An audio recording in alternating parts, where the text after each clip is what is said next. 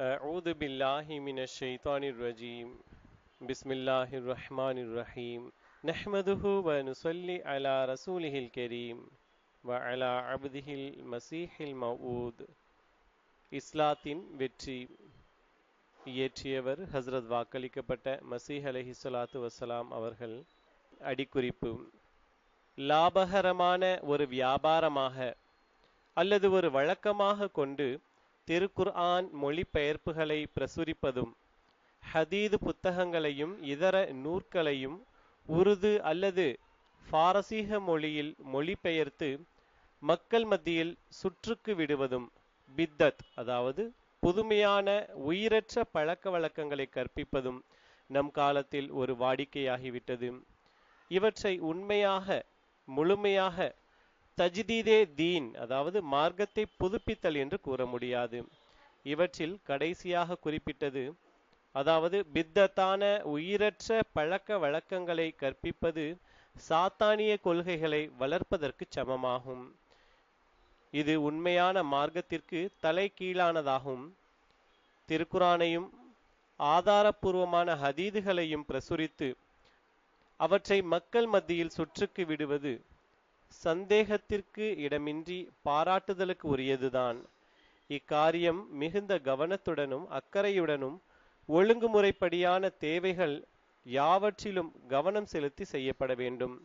இருப்பினும் இதனை உண்மையான சேவை என்று மதிப்பிட முடியாதிருக்கின்றது. உண்மையான ஊழியம் என்பது உள்ளத்தின் ஒரு பக்குவப்பட்ட நிலையிலிருந்து திருக்குர்ஆன், ஹதீத் ஆகியவற்றின் தாக்கத்தை உருவாக்கும் சக்தியை ஏற்றுக்கொள்ளும் நிலையிலிருந்து பெருக்கெடுத்து வருவதாகும்.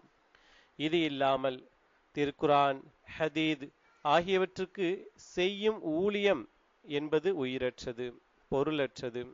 இத்தகைய உயிரற்ற ஊழியத்திற்கு சிறிது கல்வி அறிவுதான் தேவை. அத்தகைய ஊழியம் நாம் எப்போதும் அறிந்திருப்பதுதான். உண்மையான தஜ்தீதுக்கும், அதாவது மார்க்கத்தை புதுப்பித்தல் என்பதற்கும் இதற்கும் எவ்வித சம்பந்தமும் இல்லை. இறைவனின் கண்களில் இது செத்து காய்ந்து உலர்ந்து போன எலும்புகளை சேர்த்து வியாபாரம் செய்வதாக இருக்குமே அன்றி வேறு எவ்வழியிலும் அதைவிட அதிகமாக இராது. இறைவன் கூறுவதாவது: லிம தக்கூலூன மாலா தஃஅலூன் கபுர மக்தன் இன்தல்லாஹி அன் தக்கூலு மாலா தஃஅலூன். நம்பிக்கை கொண்டவர்களே, நீங்கள் செய்யாத செயல்களை பிறர் செய்யுமாறு ஏன் கூறுகிறீர்கள்? நீங்கள் செய்யாததை நீங்கள் கூறுவது அல்லாஹ்வின் பார்வையில் மிக்க வெறுக்கத்தக்கதாக இருக்கின்றது. அதிகாரம் 61, 3 மற்றும் 4 வசனங்கள். யா ஐயுஹல்லதீன ஆமனு அலைக்கும் அன்ஃபுஸக்கும் லா யதுர்ருக்கும் மன் ஸல்ல இதஹ்ததைத்தும். நம்பிக்கை கொண்டவர்களே, நீங்கள் உங்களை காப்பாற்றிக் கொள்ளுங்கள். நீங்கள் நேரான வழியில் சென்றால் வழி தவறிய எவருடைய தீங்கும் உங்களை பாதிக்காது. 5வது அதிகாரத்தின் 106வது வசனம். தன்னளவில் குருடனாக இருக்கும் ஒருவன் மற்ற குருடர்களுக்கு வழிகாட்ட முடியாது. தானே குஷ்டரோகியாய் இருப்பவன் மற்றவர்களின் உடம்பிலிருந்து அந்த நோயை அப்புறப்படுத்த முடியாது. தஜ்தீது என்பது உண்மையான சீர்திருத்தத்தில் பேரார்வம் கொள்வதாகும். தெய்வீக வெளிப்பாடு என்னும் வரம் அருளப்பெற்ற ஒருவருடைய உள்ளத்தில் முதலில் அது இறங்கி ஒரு புனித நிலையில் அங்கிருந்து ஊற்றெடுத்து ஓடுகிறது. அவரிடமிருந்து புறப்பட்டு சென்று மற்றவர்களையும் அடைகின்றது. சீர்திருத்தும் இந்த ஆற்றலை இறைவனிடமிருந்து பெற்றுக்கொண்டவர்கள் செத்த எலும்புகளை சேர்த்து வியாபாரம் செய்வதில்லை. மாறாக அவர்கள் உண்மையிலேயே ஹசரத் நபியே கரீம் ஸல்லல்லாஹு அலைஹி வஸல்லம் அவர்களின் உதவியாளர்களாகவும் ஆன்மீகமான முறையில் அன்னாரின் ஹலீஃபாக்களாகவும் இருக்கிறார்கள். நபிமார்கள், ரசூல்மார்களுக்கு வழங்கப்படும் எல்லா அருட்கொடைகளுக்கும் அல்லாஹ் அவர்களை வாரிசாக்கி விடுகின்றான். அவர்கள் சொல்வதெல்லாம் எந்த முயற்சியின்றியும் தட்டு தடங்களின்றியும் அவர்களின் உள்ளத்திலிருந்து வருகிறது. அவர்கள் தமது வாய் சொல்லால் மட்டும் போதிப்பதில்லை, சொல் செயல் இரண்டாலும் போதிக்கிறார்கள். இறைவனிடமிருந்து வெளியாகும் வார்த்தைகள் அவர்களுடைய உள்ளங்களுக்கு ஒளியூட்டுகிறது.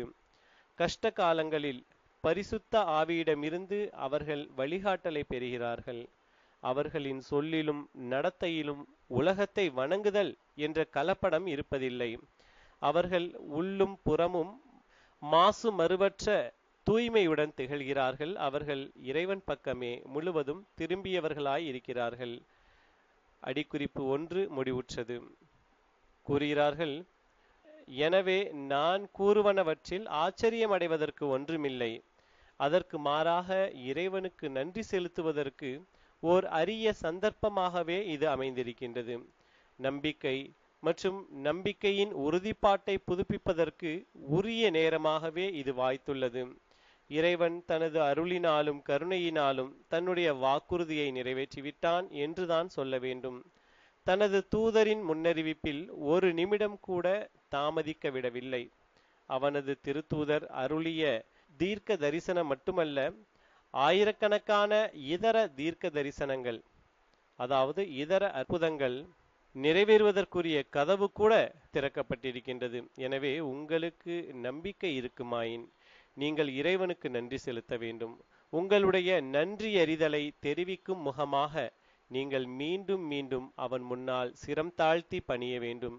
இதுவே உங்களுடைய முன்னோர்கள் ஆவலோடு எதிர்பார்த்த காலமாகும். ஆனால் அப்போது இது வரவில்லை. பற்பல தலைமுறைகள் கடந்து சென்றுவிட்டன, இது வரவில்லை. அந்த காலத்தை நீங்கள் பெற்றுள்ளீர்கள். நீங்கள் இதற்கு மதிப்பளிப்பதும் மதிப்பளிக்காமல் இருப்பதும், இதிலிருந்து பயன் பெறுவதும் பயன் பெறாமல் இருப்பதும் உங்கள் கைகளில்தான் இருக்கின்றது. நான் இவ்விடத்தில் ஒன்றை மட்டும் மீண்டும் மீண்டும் கூறியாக வேண்டும். மார்க்கத்தை திரும்ப கொண்டு வருவதற்காக, மக்களின் உள்ளங்களில் மார்க்கத்தை நிலைநிறுத்துவதற்காக வாக்களிக்கப்பட்ட வழிகாட்டி நானே என்று நான் திரும்ப திரும்ப கூறி வருவதை யாரும் தடுத்து நிறுத்திவிட முடியாது. கலீமுல்லாஹ் என்று மக்களால் அழைக்கப்பட்ட இறைவனின் அடியாரை பின்பற்றும்படி என்னுடைய மூல பிரதியானவர் அனுப்பப்பட்டிருந்தார். என்னுடைய மூல பிரதியானவரைப் போலவே நானும் துல்லியமாக அனுப்பப்பட்டிருக்கின்றேன். ஏரோதின் காலத்தில் யாருடைய ஆன்மா துன்பங்களுக்குள்ளாகி இறுதியில் பரலோகத்திற்கு உயர்த்தப்பட்டதோ அவரை போன்றவராக நான் வந்திருக்கின்றேன். இரண்டாவது கலீம் முதலாவது கலீமை விட பெரியவரும் நபிமார்களின் தலைவரும் ஆவார். அத்தகைய இரண்டாவது கலீமின் வருகைக்கு பிறகு என்னுடைய வருகை தவிர்க்க முடியாததாகிவிட்டது. தமது காலத்திலிருந்து ஃபிர்அவுன்களை தோற்கடித்து அவர்களை அவமானத்திற்குள்ளாக்கவே இந்த இரண்டாவது கலீம் வந்தார். அன்னாரை குறித்தே புனித திருமறையில் இவ்வாறு கூறப்பட்டுள்ளது: இன்னா அர்சல்னா இலைக்கும் ரசூலன் ஷாஹிதன் அலைக்கும் கமா அர்சல்னா இலா ஃபிர்அவுன ரசூலா. நாம் ஃபிர்அவுனுக்கு அனுப்பிய ரசூலை போன்ற ஒரு ரசூலை சாட்சியாக உங்களுக்கும் அனுப்பியுள்ளோம். 73வது அதிகாரம் 16வது வசனம்.